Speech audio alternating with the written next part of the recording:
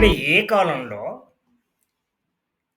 100, 100, 100 ఒక 5 సార్లు ఉన్నది. మధ్యలో ఒకసారి 0 ఉన్నది. ఇప్పుడు నేను చిన్నది తీసుకున్నా.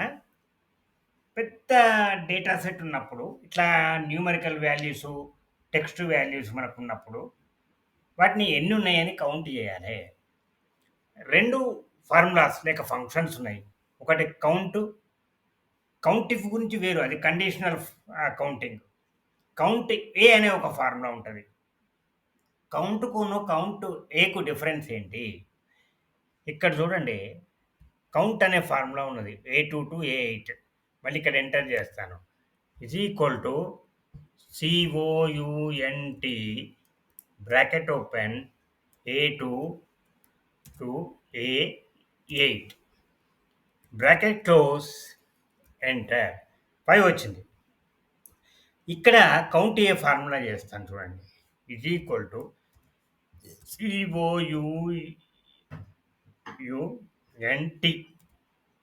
Count A bracket open A2 to A8 bracket close enter.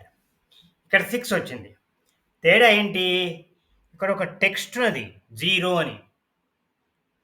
దాన్ని కూడా అది కౌంట్ చేస్తది. ఒక బ్లాంక్ సెల్‌లను మాత్రం కౌంట్ చేయదు. కౌంట్ ఏ గుర్తుంచుకోండి. న్యూమరికల్ వాల్యూస్‌ను కౌంట్ చేసేది కౌంట్.